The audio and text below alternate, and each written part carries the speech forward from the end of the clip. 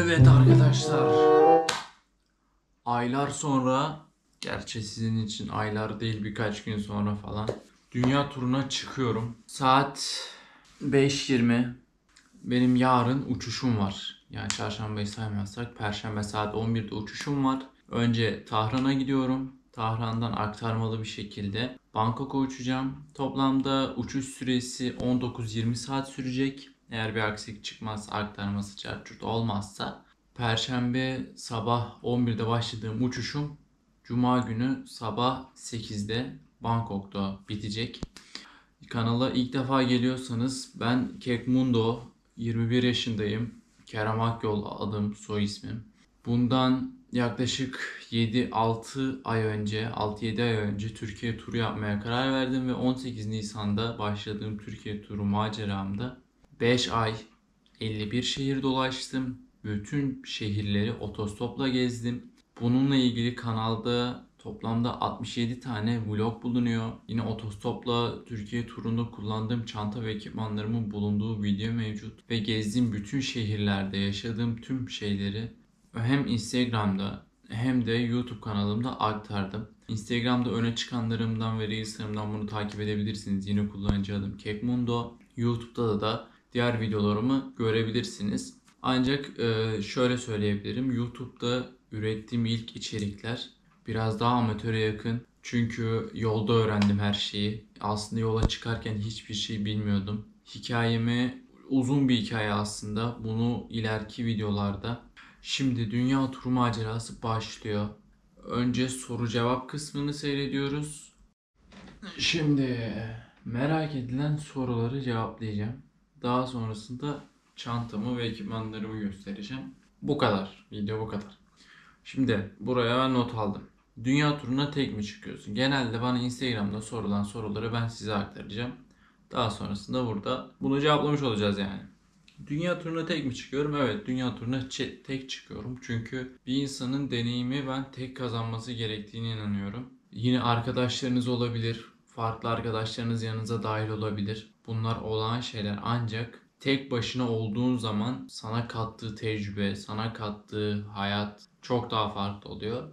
Ve bir insanın bence kesinlikle tek başına seyahat etmesi gerekiyor ve tek başına öğrenmesi gerekiyor. İki kişi eğlenceli olabilir ancak getirdiği zorluklar var. Ne gibi zorluklar? Bunu da açıklayayım. İki kişi olduğunuz zaman evet çok iyi vakit geçirebilirsiniz. Aslında iki kişi olmanın en büyük avantajı bu. İkinci avantajı güven duygusu olabilir. Yani ben iki kişi gezdiğim zaman gece otostopu çekebiliyordum. Yanımdaki kişiye güvenerek, o da bana güvenerek çekiyordu. Bunun dışında negatif yanları, bir otostop iki kişi alması çok zor. Yani iki kişiyle bir araba durdurmanız gerçekten zor.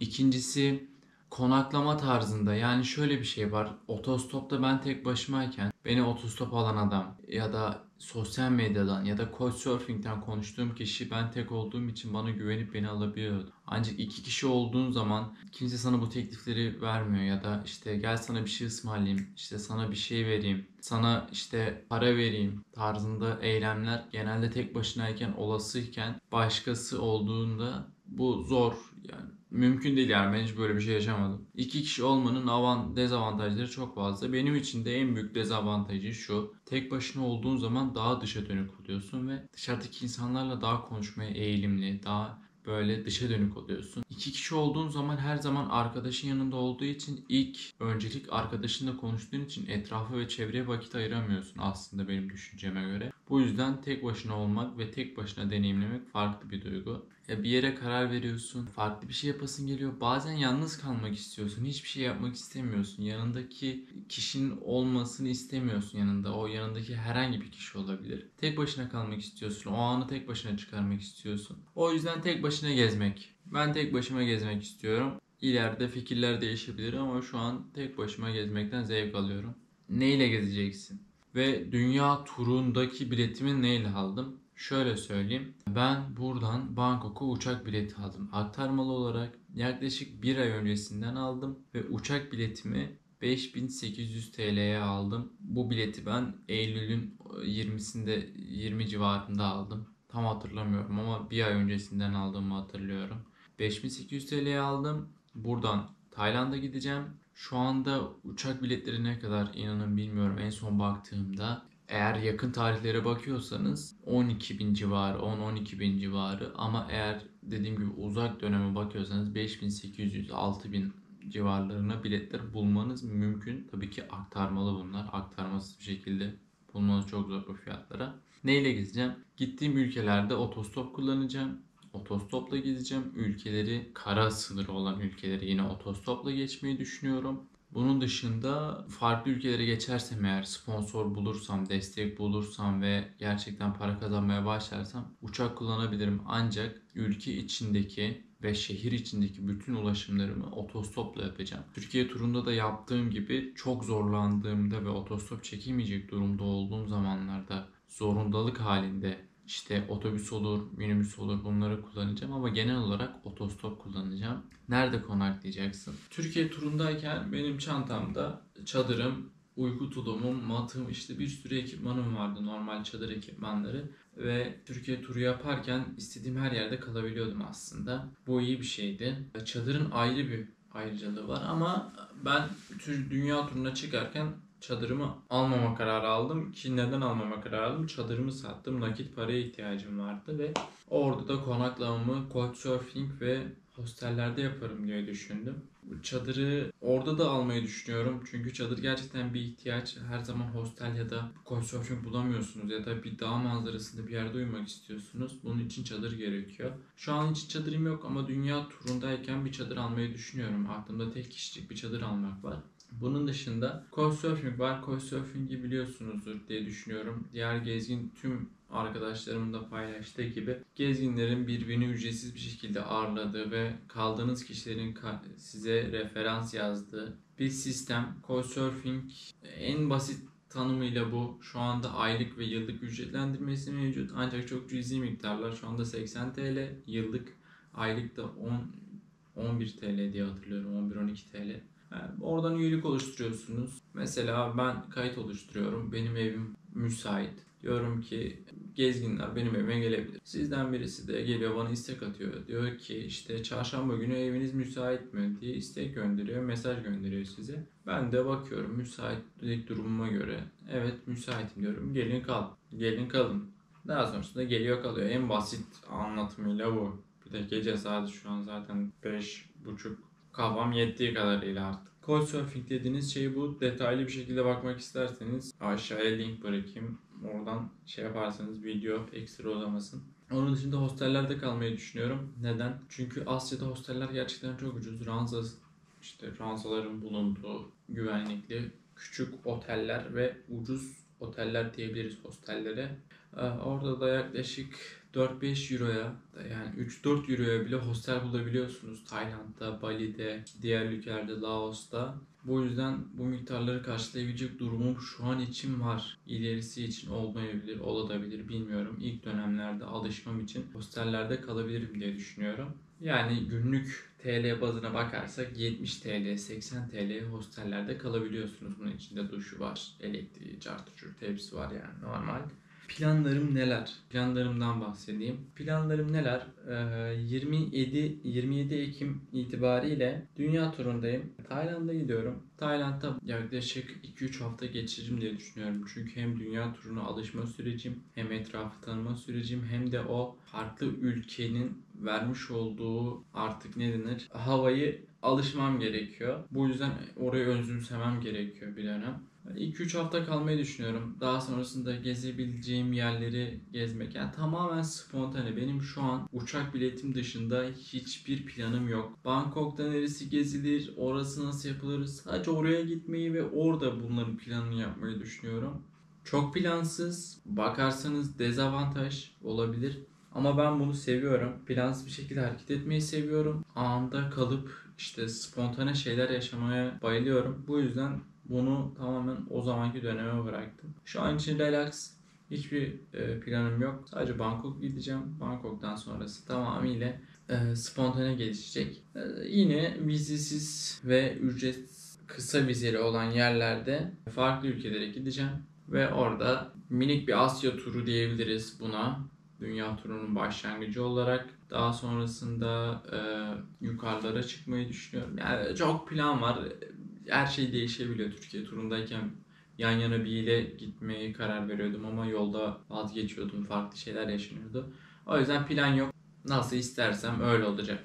Ve en önemli konu. Önce bu ne kadar parayla çıkıyorsun ve nasıl para kazanacaksın? Para durumu bütün gezginlerin, yani gezgin olmak isteyen insanların gezginlere sorduğu soru. Nasıl para kazanıyorsun ve ne kadar parayla çıkıyorsun? Şimdi arkadaşlar, para konusu, parasız dünya turu mümkün değil. Buna emin olabilirsiniz. İşte parasız dünyayı geziyorum. İşte şunsuz para yapıyorum falan. Öyle bir şey yok. Ben normal 4 yıldır çalışıyordum. Sigortalı bir şekilde kendi birikimimi yapıp bunun başlangıcında ekipmanlar almaya başladım. Birikim yapıp. İşte şu an çekmiş olduğum GoPro, çanta, bilgisayarım, hepsi işte 2-3 yıllık taksitlerle aldığım, borç ödediğim, işte bir sürü bir şeyin yaşandığı, yaşantıların sonucu elde ettiğim şeyler bunlar. Yine yani nereden baksanız şu anlık ekipmanların fiyatı belki de 40 bin liranın üstünde, 40-50 bin liranın üstünde. Tabii ki aldığım zaman da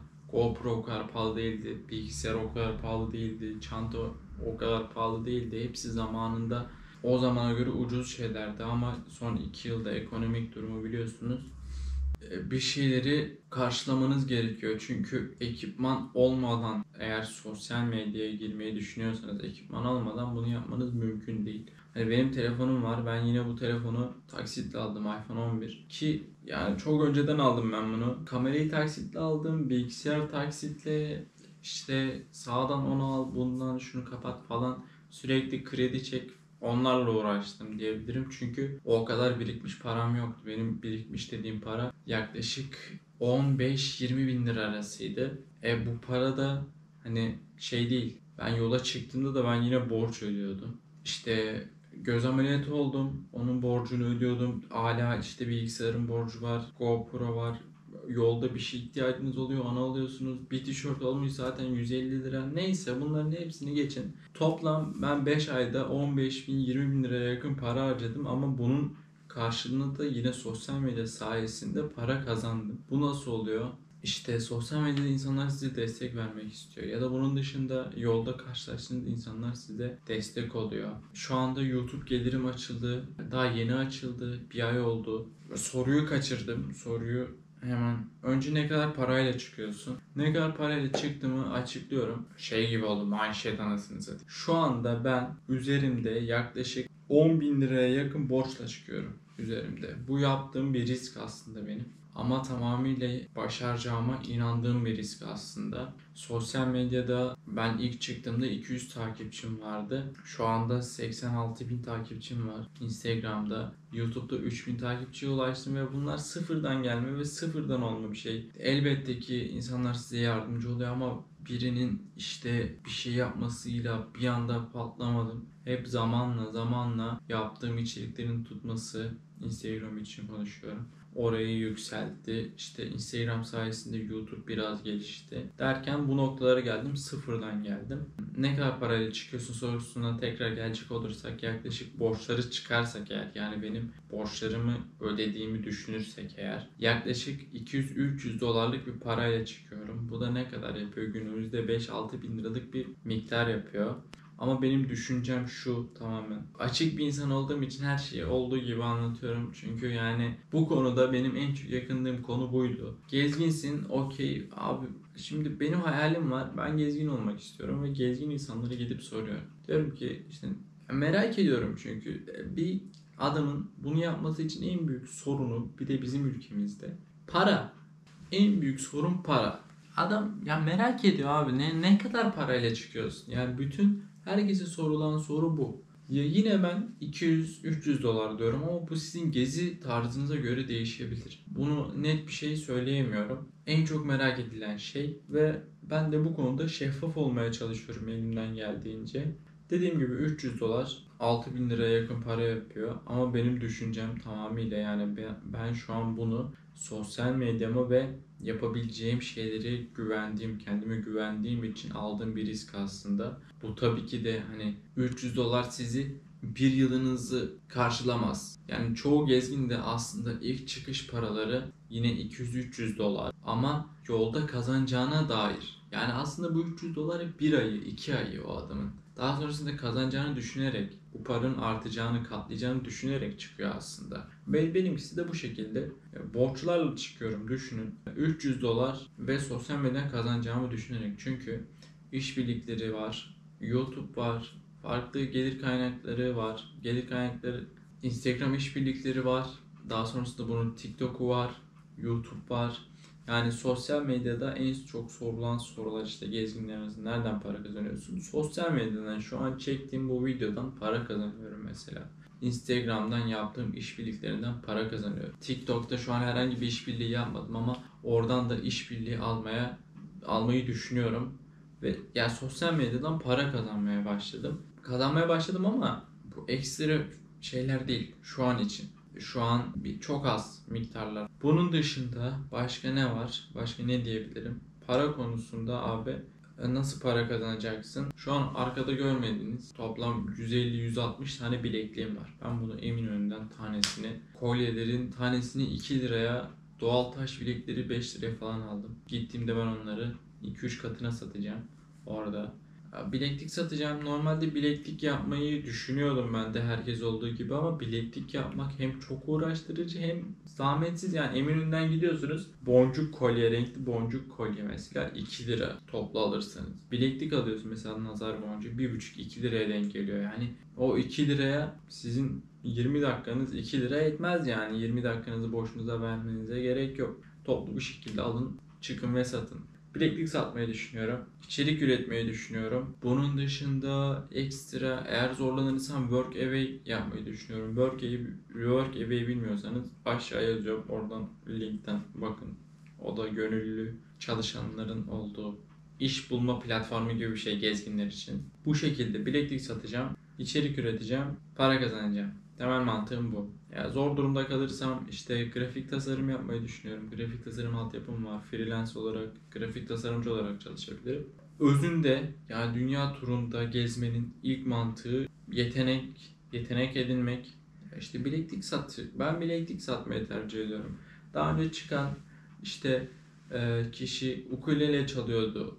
Kalimba çalan vardı. Sesi güzelse şarkı söylüyordu. İşte birisi dans ediyor, ateş gösterisi yapıyor. Herkesin farklı yetenekleri var. Eğer bir yeteneğin varsa bunu kullan. Benim yeteneğim yok. Ben dezavantajlıyım ama senin yeteneğin varsa sen bunu kullan abi. Şarkı söylüyorsundur, resim yapıyorsundur. Bunları kullan. Ya bir sürü seçenek var. Temel mantık yani dünya turundaki en önemli şey risk almak. Risk almayı biliyorsanız eğer risk almayı göze alıyorsanız bunu yapabilirsiniz. Ben bir risk alıyorum ve dünya turunda da Türkiye turunda da ben bu riski aldım. O riski atlattım. Şimdi dünya turunda bu riski alıyorum. Dünya turunda bu riski alıyorum ama kendime güveniyorum. Gerçekten bunu yapabileceğime inanıyorum. Umarım bundan birkaç ay sonra bu videoyu gördüğümde gerçekten Kerem başarmışsın diyebilirim. Eğer siz de bu videoyu seyrettiğinizde bu kanal gerçekten gelişmiş bir kanal olduysa yoruma yazın, ben de buraya gelip gururlanayım kendimle gerçekten. Çünkü başaracağız. Başka çaresi yok. Ben inanıyorum kendime ve yapacağıma hırslıyım. Bunu yapacağıma inanıyorum. Bunun dışında para konusunu hallettiğimizi düşünüyorum. Bayağı konuştum çünkü. Yine aklınıza takılan bir soru varsa aşağıya yazın. Ben oradan cevaplamaya çalışayım. Çünkü şu dipnotu geçeyim. Ben gezgin insanlara ulaşmak inanılmaz zor. Normal zaten belirli bir kitleye sahip olan insanlara ulaşmak da epey zor ama bu videonun altına işte gezgin olmak isteyen ve gerçekten hani o istek olan ve merak eden şeyler varsa eğer aşağıya yazın. Ben elimden geldiğince vakit buldukça bu videoya gelip o sorularınızı cevaplayacağım. Yani ne merak ediyorsanız, bildiğim ne varsa aktarmaya hazırım. Bunun dışında son soru, yabancı dili nasıl halledeceksin? Yabancı dil olayı, benim İngilizcem yani iyi değil, kesinlikle iyi değil, kötü hatta. Ama yola çıkan, yine genelleme yapacağım. Yola çıkan çoğu gezgin, Türk gezginleri sayarsak çoğu zaten yarım yamalak İngilizce ile başlayıp daha sonrasında İngilizcesini geliştirdiler. Çünkü bu da yolda olmanın işte neydi ya onun adı? Telepati diyeceğim olmayacak. Hay anan. alıştırma yaparak, adını unuttum şimdi. Neden ona? Alıştırma yaparak öğrendiler. İngilizcem neredeyse hiç yok. Ama bu İngilizceyle çıkıyorum. Asya ülkesinde zaten İngilizce bilen, genelleme yapacağım. Yine bilen az diye biliyorum. Bakalım Asya'da da yarım yamalak İngilizceyle dolaşacağız. Beden dili var. Translate var. Onun dışında bir şekilde anlaşıyorsunuz arkadaşlar. Dediğim gibi sadece ufak bir kıvılcım. Gerçi çok ufak değil, büyük bir delilik. Ama planlayıp bu işi hani yapacağınıza inanırsanız gerçekten yol açılıyor. Bir şekilde açılıyor. İşte sizi destekleyen insanlar sizi görüyorlar ve diyorlar ki helal olsun işte, atıyorum Ahmet, Mehmet kardeşim hayalimi gerçekleştiriyorsun, ben sana destek olacağım diyen insanlar var. Teşekkür ediyorum benim hayatıma katan, bana maddi manevi destek olan, yolda tanıştığım, yol sayesinde tanıştığım insanlar varsa teşekkür ediyorum. Bunun dışında bu kadar. Sorular, dünya turu için genel sorular benim aklıma gelen bunlar. Eğer daha farklı sorularınız varsa aşağıya yazın, ben cevaplayayım. Şimdi çantaya geçelim artık. Dünya turunda ben 3 çanta, yani Türkiye turunda da ben aynı şeyi yaptım. Aslında aynı çanta ama farklılıklar var tabii ki. Şimdi bel çantası var. Ben bel çantasını takıyorum. Ön çantamı takıyorum. Ardından sırt çantamı takıyorum. Bel çantamda ne var? Böyle gösteriyorum. Bu bel çantası Plant 1'den çok daha dandik dedim, yani eski bir çanta. Doğum gününde hediye gelmişti bana. Zamanında 150 liraydı ama 2018 falan yani. Türkiye turunda da ben bunu kullandım bu arada. Çantanın içinde cüzdanım, powerbank'im var. Normal telefonum için kullandığım birinci powerbank'im. Pasaportum var. Normal canım ciğerim. Bordo pasaport. Yeşil değil. Kulaklığım, şarj aletim. Burada yani hayati önem taşıyan önemli şeyleri taşıyorum. Bir de bunu ben önüme takıyorum manav gibi. O yüzden yani çalınma, çırpılma falan hiçbir ihtimal yok. Bu hep burada. O yüzden rahat. Çok rahat bir şey. Bel çantasını alın buraya takın abi. Önünüzde bir de mesela şey ödeyeceksiniz. Hesap ödeyeceksiniz. Manav gibi açıyorum, buradan ödüyorum. Mis gibi. Büyük rahatlık. Daha sonrasında ön çantam. Ön çantamda bu arada ürünleri de söyleyeyim de, bu az önce bel çantamda olan basıyorsun 10.000 powerbank, 10.000 mAh'lık powerbank'i. Şimdi bu bilgisayarın olduğu çanta. Şöyle göstereyim. Yerde gözükmüyor büyük ihtimal. Şöyle göstereyim. Burada gözlüğüm var. Gözlük kılıfı bu. Burada bir diğer powerbank'im var. Bunu genelde ben GoPro için kullanıyorum. 8.000 mAh. Bunu arkadaşım verdi. Markası bilmiyorum. Yazmıyor da. Fenerli. GoPro için. Bunu buraya takıyorum mesela. GoPro'yu da şuradaki bölgeye takıyorum. Şuradan geçiriyorum GoPro'yu. Şuradan şarja takılı kalıyor. Mis. Daha sonrasında bilgisayarımı merak edenler var. Bilgisayarımı göstereyim. Çanta içinde çanta var çünkü bilgisayar çantası lazım. Benim bilgisayarım şöyle göstereyim. Apple MacBook, tersten açıyorum. Ben bunu yurt dışından getirdim. Videoları bununla editliyorum. Bunu taşıyorum. Diğer eski bilgisayarım vardı, Asus. O çok inanılmaz ağırdı, yani 4-5 kilo falandı. Hem taşıması çok zor hem bir sürü sıkıntı, Windows falan. Yani şimdi iPhone olduğu için benim telefonum bununla çok uyumlu çalışıyor. Çoğu gezgin ve şey de bunu kullanıyor zaten, görüyorsunuzdur. Benim bildiğim kadarıyla herkeste MacBook var yani, bilinen tüm gezginlerde. Bunu aldım. Çok ucuza denk geldi. Bu ne kadar denk geldi biliyor musunuz? MacBook yaklaşık olarak 14.000 liraya denk geldi. Ben bunu taksitle aldım. 2 taksidi var daha. 3 taksitle aldım. 400. Bir taksidini ödedim. 2 taksidini de ödeyeceğim yolda. İkinci el getirttim ama bunu. Yani çok dolaylı bir konu aslında da. Yani öyle şey yapın işte. Sonra bu çantada başka hiçbir şey yok. Bu çantada ben genelde bilgisayar dışında çok önemli bir şey taşımıyorum. Bilgisayar çantası yani bu. Şimdi gelelim asıl çantaya. Bu çanta yer gözüküyor mu ona bir bakayım. Şimdi size asıl çantayı göstereceğim. Bu çanta Decathlon. Bu çanta da Decathlon. Bu Quasha, bu 4 Class. Bu ben aldığımda 700 liraydı. Şu an en son 1000 liraydı baktığımda. Şu an ne kadar bilmiyorum. Şuraya fotoğrafını eklerim eğer bulursam. Bu çanta da 180 liraydı. Bu çanta çok iyi bir çanta ön çanta olarak. Çünkü şurası falan süngerli. Şu ön kısmı da süngerli. Güzel bir çanta. Yani çanta takarken arkadaşlar şeyinize dikkat edin. Bunun yani şu an yükü dengelemesi lazım. Eğer hafif bir çanta olursa yükü hem arkaya da verebilir, öne de verebilir. Her ikisi de sıkıntı. Yani arkaya verirse Arkaya çok yüklenmiş olursunuz. Öne verirse yorulursunuz yani. Bunun o ergonomini iyi yapmanız lazım. Ergonomi hakkında hiçbir bilgim yok ama siz çözersiniz artık onu. Şimdi Core Class çantam. Şurada bir göz var. Ön gözü. Şurada size göstereyim. Şöyle bir göz var. Bu göze ben genelde hiçbir şey koymuyorum. Burada genelde hiçbir şey yok. Eskiden yani Türkiye turundayken burada benim çadırım vardı. Altta uyku matı vardı. Ama şimdi çadırım olmadığı için bir şey yok burada. Ben gözüküyor muyum? Yine bir kontrol edeyim. Şimdi çantanın şurasında bir göz daha var. Açıyorum. Çantanızın en önemli şey düzenli olması abi. Çantanız düzenli olacak. Çantanız düzenli değilse çok uğraşırsınız. İnanılmaz uğraşırsınız ve yani çok büyük sıkıntı. Yolda karşılaştığım insanların çantalarını hatırlıyorum. Çok sıkıntı çektiler. O yüzden benim çantam çok düzenli. Vallahi yeni gelin çantası gibi. Şimdi burada şöyle bir kılıf var. Kılıfın içinde de hard diskim var. Hard diskim hangisi? Hemen söyleyeyim. Şu hard diski kullanıyorum ben. VD Elements 1 TB. Bunu ben Eylül 2022'de 670 liraya aldım. MediaMarkt'ın internet sitesinin özel fiyatıydı. Gayet iyi çalışıyor. Hiçbir bilgim yok hard diskler hakkında. Şöyle bir çanta daha var, küçük çanta. Bu çantanın içinde kablolar, işte USB, Type-C kablolar falan, işte GoPro'nun şarjıdır, diğerinin şarjıdır falan filan. Burada başka hiçbir şey yok, bomboş. Daha sonrasında ana bölmeyi açıyorum. Ana bölmeyi açmadan önce şu yan tarafı göstereyim. Yan tarafında çantanın gözü var. Şuradan açıyorum. Burada Vax'ım var. Vax'ı da önemli yani, Vax. Şurada yine küçük bir şeyim var. Burada ne var? Güneş kremim var. Daha sonra cımbız var. Tırnak makası var. Burada şöyle bir çantam var. Bu çantanın içinde diş macunları var.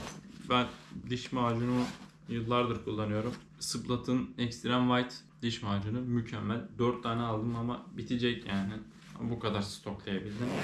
Bunlar var. Bunları ben yerine koyayım. Bunun dışında bu sağ gözde hiçbir şey yok. Burası biraz daha kozmetik. İşte diş macunu, diş fırçası gelecek buraya da. Bu kadar, başka da bir şey yok burada. Burada şu gözde. Burada suluk cebi gibi bir şey var. Burada sadece şişme yatağım var. Bu şişme yatak eğer unutmam, şuraya koyarım. Bu şişme yatak mükemmel bir şey. Şişme yatağı ben Nisan ayında aldım. Yaklaşık ne kadar aldım ya? 600 liraya aldım. Tam hatırlamasam da 600 lira yani. Ya 680 ya 600. İkisi arası bir şey. 600 liraya aldım. Mükemmel bir şey. Şişme yatak. Nefesi şişirebiliyorsunuz. 10 dakikada şişiyor. Ayrıntı veriyorum ki bu insanlara kılavuz olsun diye. Mükemmel rahat. Hani o mat var ya, gri mat bizim. Ona yatmak hiçbir şey değil kanka. Bunu al, buna yat. Hiçbir yerin ağrımaz. Şey yapmaz. Ama bunun altına da şey sermen lazım ki soğuk havalarda bu soğuk alır. Bunun altına matı ser. Üstüne bunu koy. Mis gibi uyku. Mis gibi, çok rahat. 10 nefeste şişiyor. Bu hale geliyor. Daha da küçülüyor aslında. Ben bunu şu an en son kampta dürbük yapmışım. O yüzden çok kaba duruyor ama çok hafif. Ve kaç gram? 510 gram. Mükemmel bir icat. Bu mükemmel. Neyse. Çantanın başka hiçbir yerinde bir şey yok. Şimdi ana bölmesini açıyorum. Şimdi ana bölmedeki düzene bir bakın. Gözüküyor değil mi burada? Hepsi çanta çanta. Şimdi göstereceğim size. Bu benim mouse'um. Bilgisayar mouse'um. Daha sonrasında şöyle bir çanta var.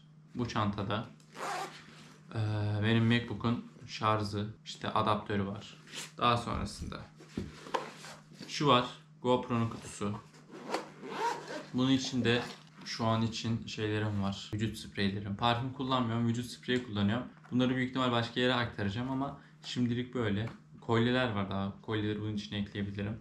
Kilit var. Kilit önemli. Kilit neden önemli? Gittiğiniz hostellerde dolap oluyor ama kilit olmuyor. O yüzden kilidiniz olması lazım. Ben kilit taşıyorum yanımda.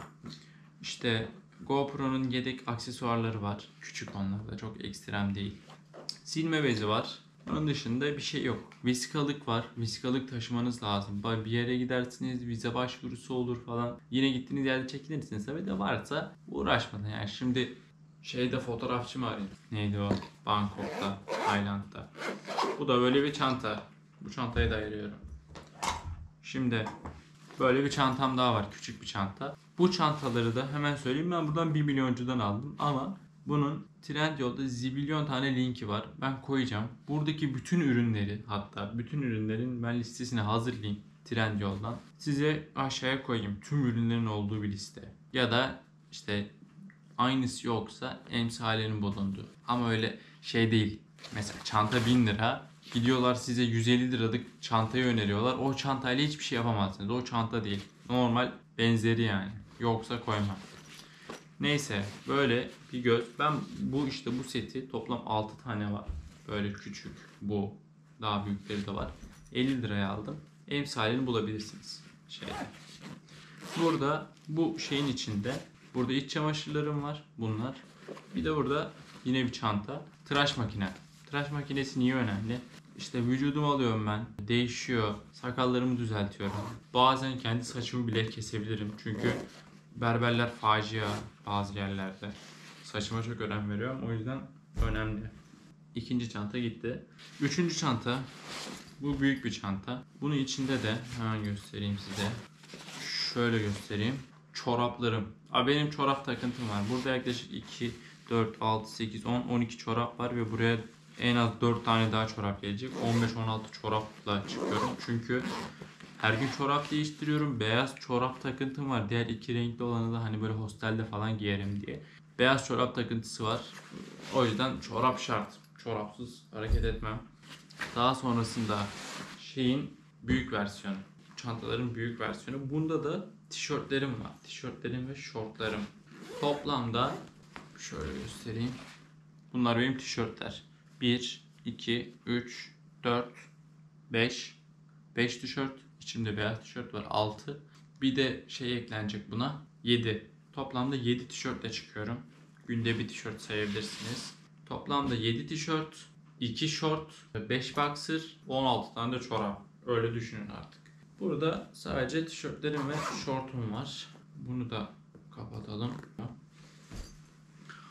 Şimdi şurada yine bir çanta. Çanta abi. Düzen. Diyorum ya, düzen. Burada ne var? Gömleğim var. Sevdiğim gömleğim var. Bunu 5 liraya almıştım şu anda. Neyse, konumuz bu değil. Gömleğim var. Bir de bunun üstüne ben kot, pantolon ekleyeceğim. Hani olur da bir gün bir yerde bir parti, dışarıya çıkma, organizasyon ya da üşüdüm falan. Bir pantolon, bir de şeyim var bunun için. Gömleğim. Bitti mi bitmedi. Şöyle bir çanta daha var. Son çanta bu. Bunda da eşofmanım ve bir tane de polarım var. Soğuk havalarda kullanmak için. Bu kadar. Bu ürünleri hemen ben yapacağım, halledeceğim. Bu yani çantamdan memnunum. Çantam toplamda 50 litre diyebiliyorum. Evet, 50 litreymiş. 50 litrelik bir çanta ve olabildiğince yeterli ki bana yetiyor açıkçası. Ekstrem şeyler taşımadığım için. Tabi bunun içinde eğer ekipmanınız olsaydı, işte atıyorum çadır. Çadır değil, çadırı dışarı asıyorsun da mesela uyku tulumu falan olsa zorlanırdı. Sıkış tıkış olurdu içe. Şu anda iyi durumda. Türkiye turunda tulum olduğu için tıklım tıklımdı ve daha ağırdı yani çadırla beraber. Türkiye turundayken yüküm benim toplam işte bu bel çantası, sırt çantası, ön çanta falan 18 kiloydu. Şu an 12 kilo falan, neredeyse 4-5 kilo fark etti. Tabi o zaman kot falan taşımıyorum. Şimdi şunları koyuyoruz. Hop. Buraları hızlandıralım Kerem Bey.